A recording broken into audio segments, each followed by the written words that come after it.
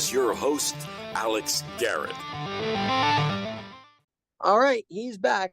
Terminello's take, the avid Met fan, the avid, Nets executive and whatnot. And last night, in a sports world colliding with the Subway Series, amidst all of that, the Knicks and Nets make a trade. And Lou, correct me if I'm wrong, it's very rare that they even make a trade, but the quality of this trade is such a Leon Rose move for the Knicks. I'm in favor of it. I know you don't like it because you're a Nets guy, but break it down. Oh, no, Alex. First of all, thank you, as always, for having me on. The Knicks and Nets don't make trades. The last trade they made was my third year with the Nets back in 1983, a minor trade, trading our backup center, Len Elmore, to the Knicks for a number 2 draft pick.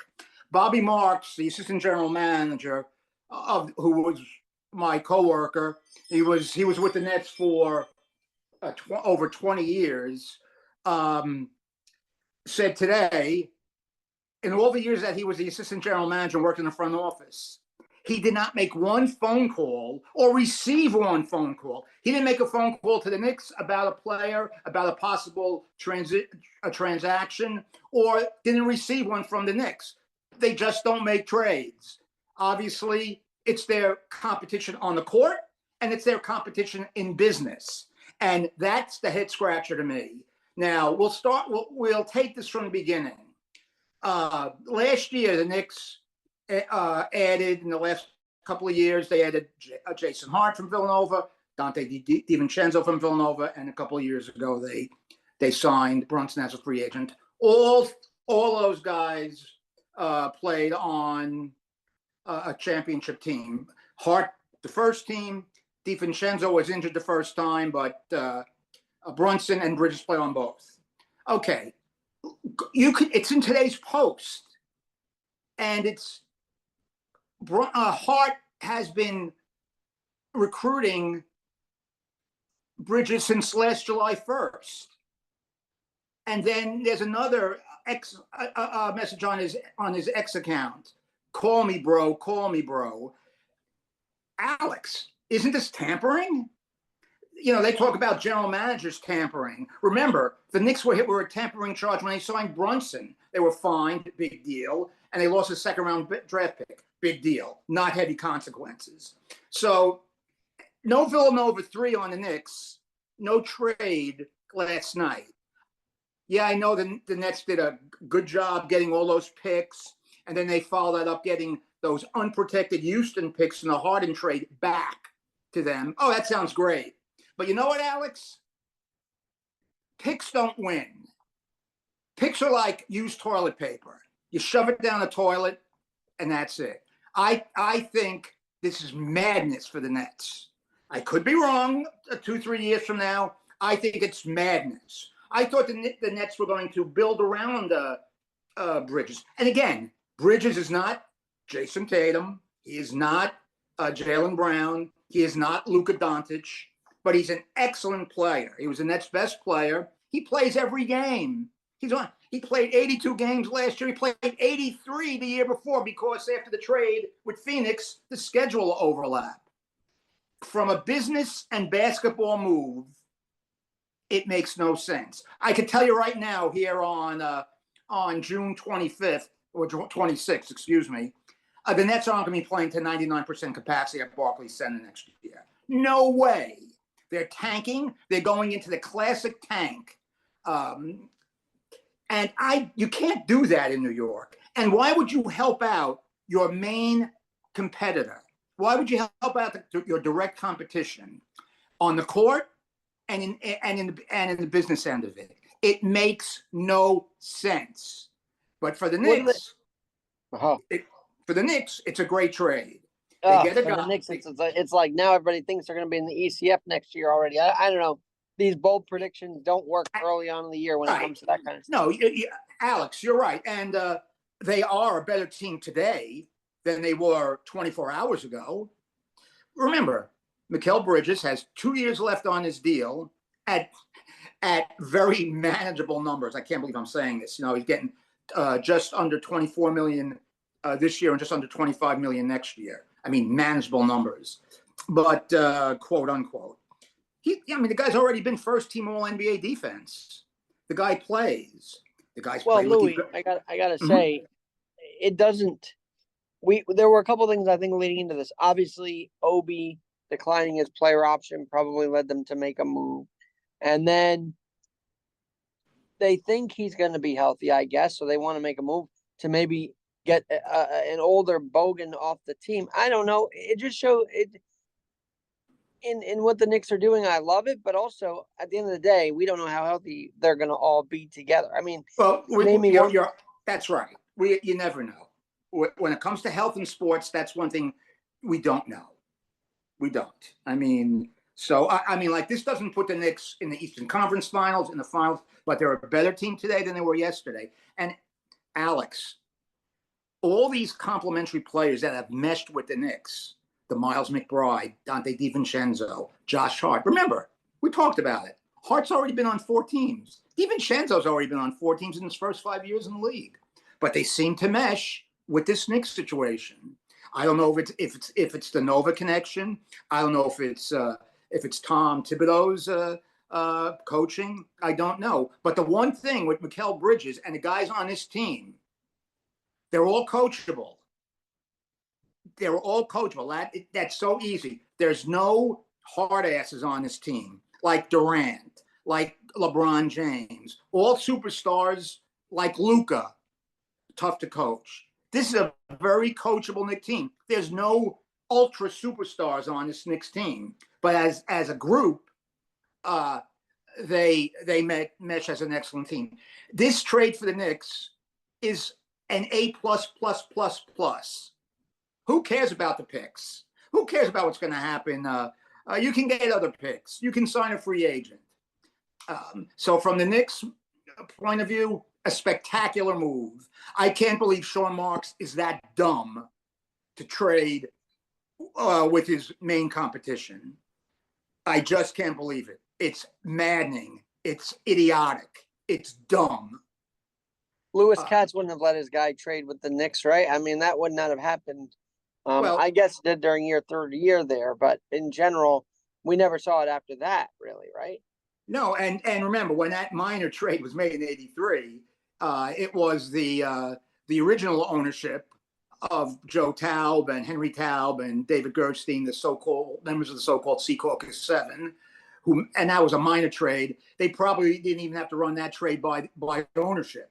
It was so minor. But now you look at it, you try to paint it from the Nets' point of view as a positive. Well, I'm not, but this is what they're going to tell you, and it's legitimate what they're going to tell you. They were somehow able to get those two or 3 picks they traded to Houston for Harden that they lost, that were unprotected. They got them back. How the hell they got them back? I don't know, but they got them back. They made that trade was announced before the Bridges trade, which I don't think has been officially announced yet. I don't know how Sean Marks did that. That's genius as far as getting those picks back by Sean Marks. But and the Nets now have 13 picks over the next 5 years. Next year's draft is supposed to be top notch. The next year is supposed to be top notch. Okay. But young guys don't win in the NBA. You got to go through a long, grueling process. By the way, you don't do that tonight. What are you expecting from both teams now after this major shakeup? Well, remember, the Nets got all these picks. They still have no picks for tonight. They have none. They have no first round, no second round. The Knicks have 24 and 25 in the first round. They might trade one of them. I don't know, because now they have to build up their bench, and they don't have a lot of cap room if they sign Anunoby, which I think they will, unless his price tag goes so high. But so you got to wait and see what happens. I think the Knicks might trade one of the picks tonight, because I don't know if they want 2 rookie contracts. They might trade the 24th or the 25th for a number 2 this year and a number 2 years from now, just because of the money that's allotted to that draft slot. But, then you go back to the Nets' point of view. Next year at this time, the Nets will be over $100 million available in cap space because the albatross of the Ben Simmons contract will be gone. Other guys will be a free agent. I have no idea if they're going to keep Cam Johnson. Are they going to sign one of the best rim protectors in the league, Nick Claxton? Does Nick Claxton want to be on a team that's going to be in the tank for the next 2 years? And Alex, unless I'm missing something, this is classic tank city, which you don't see in a New York team. This is classic tank city. Well, I mean, did you start to feel that when they got rid of Durant, or was that just a different issue altogether? No, I did not, because with Durant and with Irving, they got players back who could play. They got, they got Dorian Smith back. They got Royce O'Neal. And then from Phoenix, they got Cam Johnson. They got the picks, and they got Mikal Bridges. And in his last 30 games with the Nets that first year, 28, 30 games, he averaged 27, just under 27 points a game. The guy can play. The guy can defend. I mean, this might be better than the Knicks. All the dumb media. Well, the Knicks got to get the Greek Freak, or they got to get Donovan Mitchell. This might fit in better with the Knicks as far as chemistry goes, as far as effectiveness goes. The Knicks were probably the second best team in the league last year in an Eastern Conference that wasn't great. Let's face it. They will go in next year again as probably the second best team in the Eastern Conference. We have no idea what Philly's going to do. Orlando's the arrow's pointing up. Cleveland's always, well, yeah, I guess, but they're just funny. They're a funny team, but Kenny Atkinson is there now. We'll see what happens. But the bottom line is, the Knicks are a much better team today than they were yesterday. And we haven't even talked about the other player. How's he going to fit in? Is he going to be on the Knicks next year? Are the Knicks going to be able to trade him? Let's face it, the Knicks don't need Julius Randle. I know he's a good scorer. They don't need him. Well, do you think that was the mindset of Leon Rose and this Knicks team, that they might be able to move on from him now? Well, if they could find somebody to take his contract, yeah, they might move him. Now the guy can score.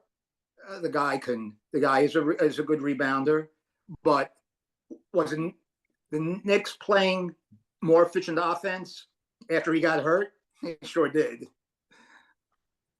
So we'll see. I mean, that's interesting.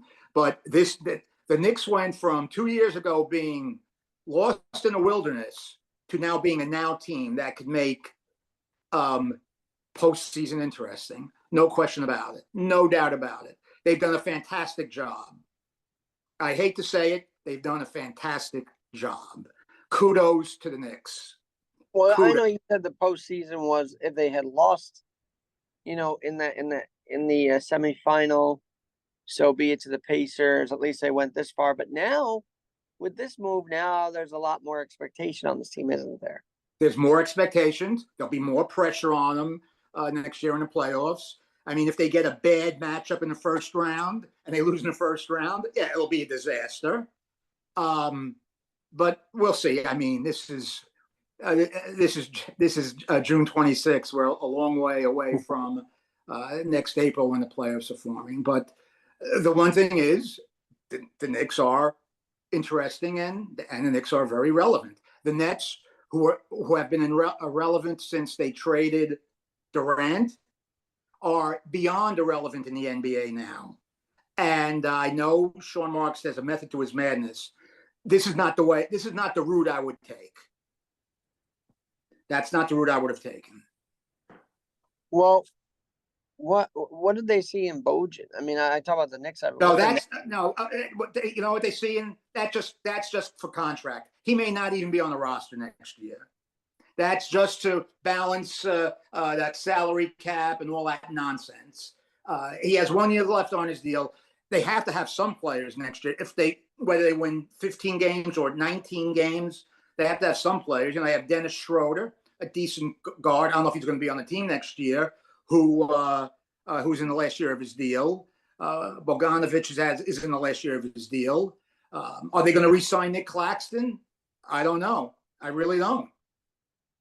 I mean, if he goes to a contender, he could be a difference maker for a contender. He really could.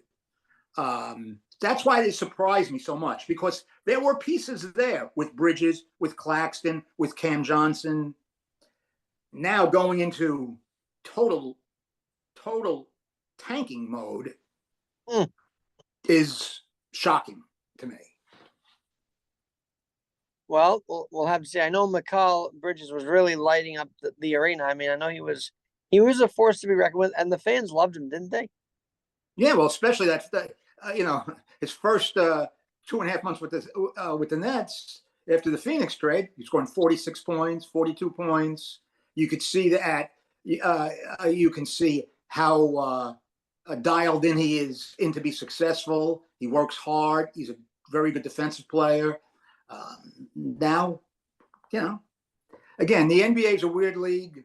I mean, we'll see that tonight to see what happens to Bronny James, a kid who can't play right now.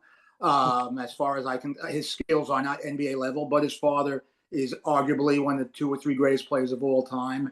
And we'll see if the Lakers pick Bronny at number 17, that would be a travesty. A travesty. Because it would be, he ain't worth the number 17 pick. So. And it would show how much LeBron has. But, I also don't think he also is recovering from injury. I don't know. You probably seen him a lot more than I did. No, Alex, I haven't. Maybe a couple of clips. I haven't. I don't know how good he is. I mean, obviously, his bloodlines, as far as name recognition, is great. I have no idea if this guy can play. I'm not going to sit here and say that I've scouted him, I've seen him, I've watched him 1,000 times. I haven't. Well, what about let's see, because now we didn't even really cover the Celtics winning. I mean, that was 18th championship and everything like that.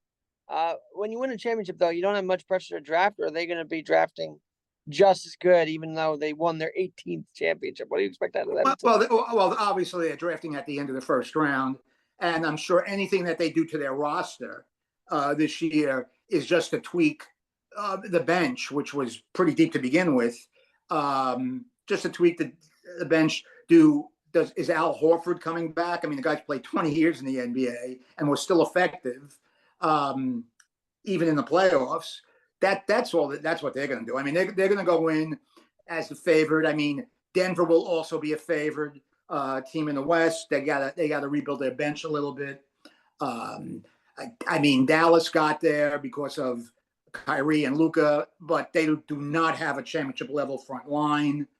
And you saw how the Celtics made sure that Luka and Kyrie didn't beat them. Yeah, even though they both had some games where they scored a lot of points, and they weren't going to get beat. Let those guys score. The other guys weren't going to be there. So Dallas has some work to do. It's going to be interesting to see what Philly does with Embiid and Maxey. They got to get another guy. But Alex, I think, and we talked about this during the season, I think in the NBA we are moving away from the super. You have to have those 3 superstars. LeBron and Wade and Bosh, Irving, Harden, and Durant. We can go right down the line with a couple of other teams. I think we're going away from that, and I think it's going to be more the Oklahoma City, the Orlando, the Knicks model, because you do not want to be in a position that the Phoenix Suns are in right now, where Durant is making $51 million next year and the year after. That's his old Nets contract, his second Nets contract. Booker makes over $50 million. Bradley Beal, who was shot when Phoenix got him physically, is making $50 million next year and $50 million and a half the year after. That's madness. That's $150 million tied up in 3 players. Yes, and we'll talk about this when it becomes official. The new NBA media rights deal is going to shoot the cap up to ridiculous levels because the media rights deal is going to be off the charts for each team. but you don't want to tie your team up with contracts like that. I think it's going to go more to the OKC, the Minnesota, the Knicks way of building a team. Could be wrong. You might always have to have that one guy with that huge contract, but I think you might see a little bit different in the NBA. And remember, when a new media rights deal kicks in, and we're going to see guys making $85 million a year. I know that sounds ridiculous, but it's the same percentage as before when the media rights deal was $24 billion. Now it's going to be 70 in the neighborhood of $76 million. It's the same percentage, but it's the percentage of the revenue coming into the league. It's not that the players are getting more percentage. They're getting the same percentage, but the league is making more revenue, and the players are the product. So, we'll see. But one last thing about this trade, and from the Knicks side of things, because I've been following what they're thinking about with Hartenstein, whether Hartenstein comes back. I mean, I want to get into workload for a minute. This obviously helps workload, right? I mean, obviously helps the workload of Brunson and whatnot. But do players like Hartenstein still have a factor and a role on this team? Well, let's face it, Hartenstein was very effective last year. He plays hard. He was healthy for the most part, unlike Mitchell Robinson, who's always hurt. I don't know if they're going to be able to. Somebody might give Hartenstein more money than the Knicks can afford. I guess Mitchell Robinson has another year left on his deal, which I think is around 15. I might be wrong on that on the term. But you can't keep everybody. And again, we might see the Knicks make a trade tonight. We might see the Nets make a trade tonight. Who knows? And then you hear that Houston really wants Durant. I mean, I just can't see Phoenix giving up Durant after one full year. I tell you, Alex, the NBA is madness. It is absolutely madness. And I don't know if it's really a fun league. If you're just a regular basketball fan, yeah, we're all selfish when it comes to the teams we root for. But as a league overall, how entertaining is it? I mean, that's for each fan to make their own decision on. Well, I don't really. The interest in it is kind of lost on me when I turn on and I see them making 3 after 3 and not trying to go in the paint and do the bounce pass. I mean, actually, Brunson was really good with the bounce pass this year, and he got a lot of assists too. But a lot of other teams just throwing up the 3, hoping for a prayer. I don't know. Well, that's the analytics of the modern NBA, and I agree. And then the 100+ point games now. That's a lot. That's just. I 100-point games, Alex, after 3 periods. Yeah, I don't know how that happened, where that came from, but it's ridiculous. All right, another maddening thing, and if you were going to give someone an award that didn't win the Stanley Cup, aka the Conn-Smythe, I selfishly would have wanted to see Igor win it because that guy kept the Rangers in every game, every series. Yeah, they didn't get to the final, but you know what? He did a lot more productivity than at times Connor McDavid did. Maybe I'm playing, maybe I'm wrong on that, but I don't know. McDavid getting the Conn Smythe overall. What are your thoughts on all this? Well, again, Connor McDavid is the best player in the world by far.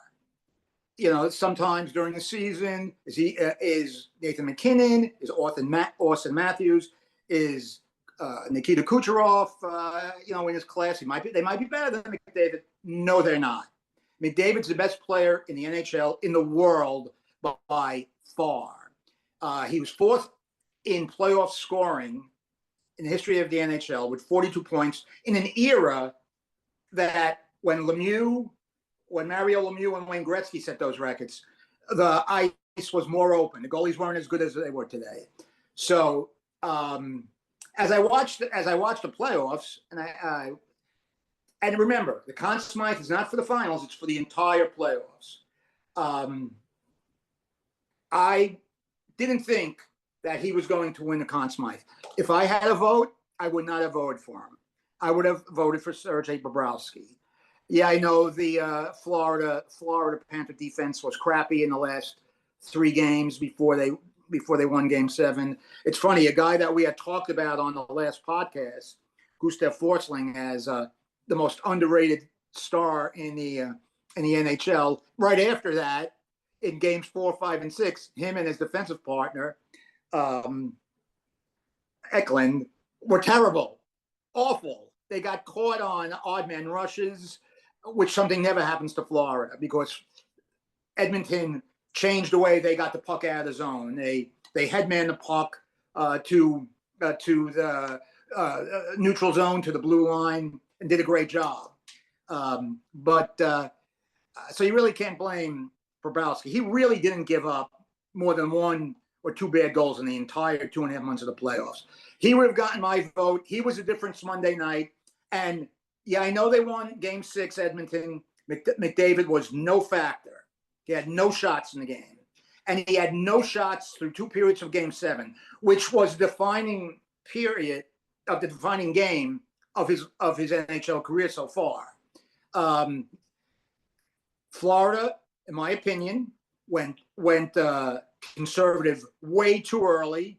They played, as they would say in the old days of hockey, Katie by the door, meaning they were just protecting their net. And they were taking icing after icing. They took like 4 icings in a 2.5 minute period. McDavid got 2 shots on goal in the third period, but he wasn't a factor. Now, like I said, I know it's the entire playoffs. I was surprised that he got 16 out of the 17 first place votes for the Conn-Smythe. And from what I hear, I didn't see the total, election totals, but I don't even think Bobrovsky finished second. I think Barkov finished second.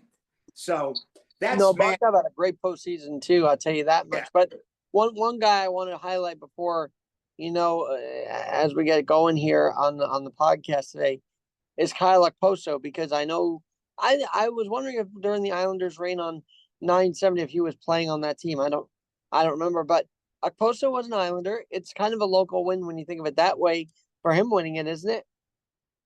Well, I mean, apparently this is going to be he was going to retire at the end of this year. He was always a good soldier with the Islanders. He played big minutes for the Islanders. He scored some big goals for the Islanders. It's good to see a guy that used to play on your team and was a good guy, win the cup, be on a cup-winning team. But you really got to give it to the guys who have been there all year for Florida. I mean, Matthew Tkachuk, what can you say about him? He is what a Florida Panther is all about.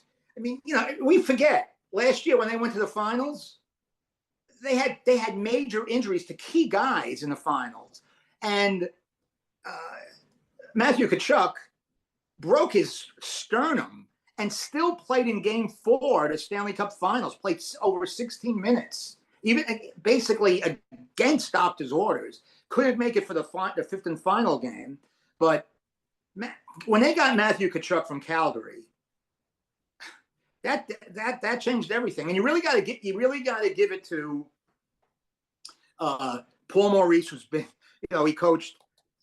Game 7 was his 1985th game regular season and playoffs, and never won a Stanley Cup. You got to give it to him, to the general manager Bill Zito, who totally changed the way they played. In 2021 and 2022, they win the President's Trophy, playing an up-tempo game, and they lose in the first round. So they changed everything, and it took them a while to change into the forechecking, defensive first system that they played. They got into the playoffs on the last day of the season. They were the 8th seed. They were down 3-1 to Boston. They came back to win. They got to the finals.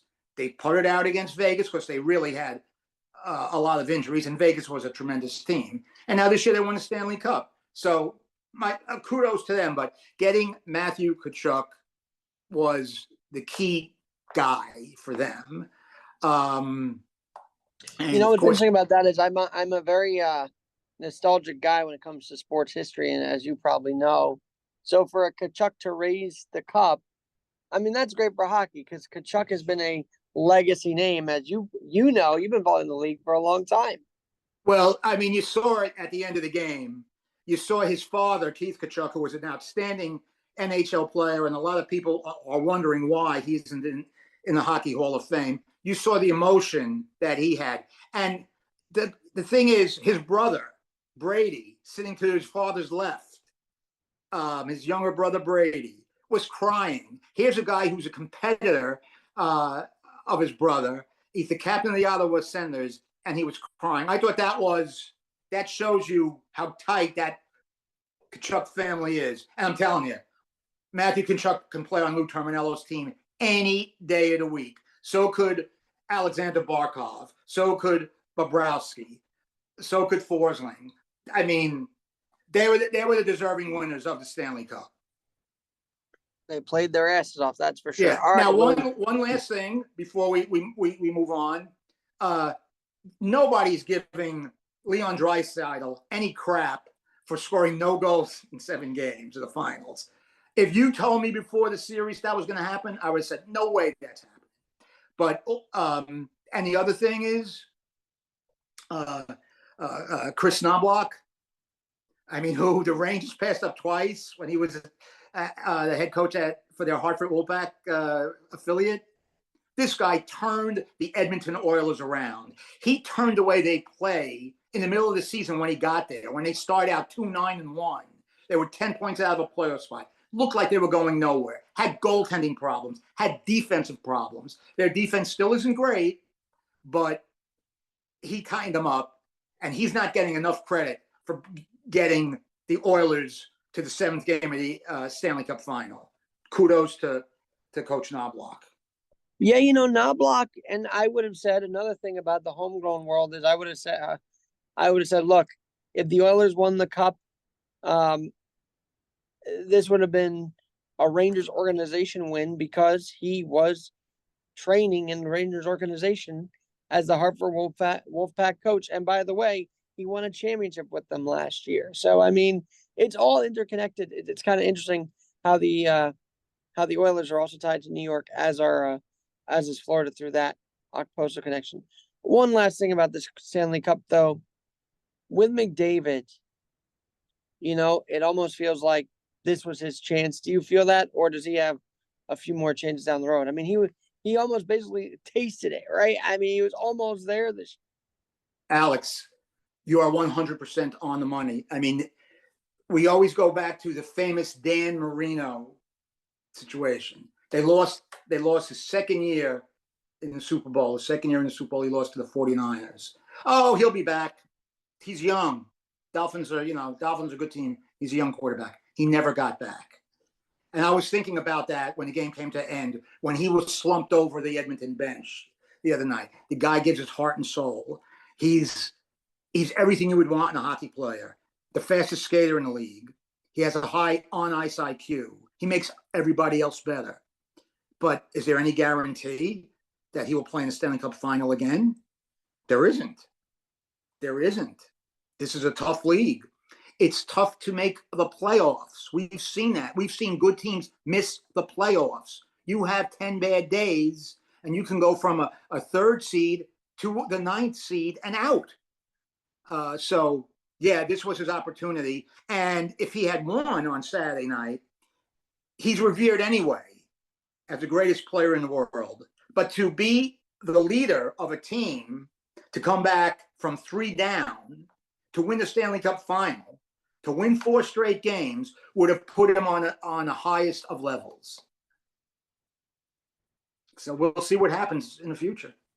All right, Lou, as we wrap up here, I got to ask you about this. Well, we'll talk about the Subway Series next week because that's, you know, it is what it is. Baseball is here. We just got to wrap up the basketball and hockey news for the week. But Willie Mays, obviously, I found it interesting that the Yankees and Mets played the first game back at Citi Field where Mays' number is retired, was a New York baseball Subway Series. I thought that was pretty fitting. Baseball is intrinsic and synchronistic like that, I got to say. But Willie Mays, your thoughts on the 93-year-old legend? Well, ironically, Michael Mays, Willie's son, is going to throw out the first pitch at Citi Field tonight. And when I started watching baseball in the early 60s, the Dodgers and Giants had just moved for about 4 or 5 years earlier. So the Dodgers and Giants heritage and pedigree was still greatly ingrained in New York City baseball. There's no question about that, Alex. And Willie Mays played in New York for, from 1951 to 57. He was the say hey kid. He helped them. He won Rookie of the Year in 1951. That was their first pennant since 37. Since 1937. And a couple of things. In 1951, he was Rookie of the Year. He was the on-deck hitter when Bobby Thompson hit the home run that beat the Dodgers in that tie-breaking 2 out of 3 playoffs. He was the on-deck hitter. 1951 was also Mickey Mantle's rookie year, the great Mick for the Yankees. It was Joe DiMaggio's last year. DiMaggio was playing center. Mickey was playing right, was playing one of the corner positions. And Mantle stepped in a drain pipe, wrecked his knee. The guy who hit the fly ball, because DiMaggio called off Mantle. DiMaggio, anything hit that was close, DiMaggio had to take. Maybe if he had not called off Mickey would have never had that horrendous injury. That I don't know for sure. But the person who hit that fly ball was Willie Mays. Just, you talk about all these wacky tie-ins. He's probably the architect of the greatest defensive play in baseball history, especially since it came in the playoffs, came in the World Series of 1954, Game 1 at the Polo Grounds, when he made the catch off the bat, the long fly ball 430 feet away. And remember, in the Polo Grounds, center field was 483 feet away. My good friend, the late Larry Doby, was on second base, and Al Rosen was on first base. And Larry always told me he thought he was going to be able to score from second base on a sacrifice fly, but Willie's throw was so good after he made the great catch. Larry did tag and go to third, and Al Rosen stayed at first. It was an over-shoulder catch, one of the most famous single plays in baseball history. The Giants were a heavy underdog against the Indians, who finished 111-43 in the then 154-game season. But the Giants beat them 4-0. The guy was unique. Besides leading the NL in home runs 4 times, he led in slugging percentage 4 times. He drove in over 100 RBIs, I think 10 times. He was a 12-time Golden Glove winner, and Golden Glove accolades weren't given until 1957. So Willie would have won probably 6 more as an outfielder. When he came to the plate, you admired him, and if you were not rooting for the Giants, if you were rooting for the Mets, and the Mets were in their expansion years, you feared him, just like you feared Willie McCovey. That's how dangerous these guys were at the plate. But Willie had that. His batting stance was so descriptive, was so unique. You knew it was him, even if you took the number 24 off his back. You knew it was him. He had, when he hit the baseball, he had that unique style. He ran the bases like nobody ever could run it. He was a fantastic base runner. He was, as I say, the 5-tool player, and he truly was. But he played stickball with the kids on East 155th Street in Harlem. He was a kid. He loved to play the game. And that's why he hung around too long on the playing field. When the Mets got him, he was friends with Mrs. Joan Payson, a former Mets owner, and she had been trying to get him for years because she was a member of the New York Giants board of directors. And she was the only member of the New York Giants board of directors who voted against the Giants moving to San Francisco. And she had been trying to get Willie, since like 66, 67. Who knows? Willie could have been on the 69 Mets if Horace Stone would have acquiesced. But anyway, so she got him back when Willie was washed up. When the Mets got him, Alex, he was done. He was done. But the greatness of the greats, like he was, even in those 250 at-bats in that season and a half that he played, you saw, I'll never forget, the Mets were playing the Reds in Cincinnati. He was at first base. He scored from first base on the single because he read the outfielders. He could still do it even though he was 42 years old. He got key hits in Game 5 of the 1973 National League Championship Series. He put the Mets ahead to stay in the 7-2 win. And then he got that. Yeah, it was a 20 hopper, but he got that 20 hopper base hit up the middle off Raleigh Fingers to win Game 2 at the Oakland Coliseum. So there was always, and of course, his first game in New York after the Mets got him, he had a home run into the left field bullpen off Don Carruthers. Ironically, his first game for the Mets was against the Giants. So, I mean, there was always those one or two little things that reminded you of how great he was on a consistent basis. He was probably the best player I saw. I don't know if he's the best player of all time. I don't think. I mean, to me, and even though I never saw him play, I don't know how anybody could be greater than Babe Ruth. But Willie was unique, and he had a unique style. His running style, you knew it was him. And he was a great ambassador for baseball. Fantastic. He was just a fantastic. And during a golden era of baseball in New York, after World War II, right through the time the Dodgers and Giants left to go to California, it was New York's time. Not now.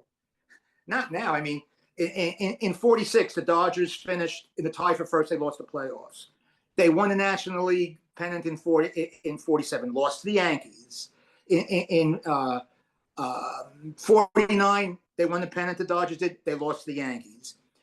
In '50, the Dodgers lost on the last day of the season to the Phillies. The Yankees won and beat the Phillies. In '51, the famous comeback by the Giants with 13 and a half games out with less than 8 weeks to go. The famous playoff, the famous Thompson home run. So the Giants beat the Dodgers, and who they faced in the World Series? They faced the Yankees. In '52, the Dodgers and the Yankees meet again, and the Yankees beat the Dodgers again. '53 again. In '54, the Yankees don't win. They win 103 games, but they finish out 8 games behind the Indians. But the Giants win, and the Giants win the World Series. In '55, the Dodgers win, the Yankees win, and the Dodgers finally beat them in the World Series 4-3. In '56, the Dodgers are up 2-0 over the Yankees in the World Series, and the Yankees come back to win 4-3. '57, the Yankees win the pennant. They lose to the Braves in the World Series. '58, the Yankees win the pennant, come back from down 3-1 to beat the Braves. So that era is off the charts phenomenal. When you have 3 teams in one town being that successful. After the Giants won in '54, they had a downhill slide on the field and attendance-wise.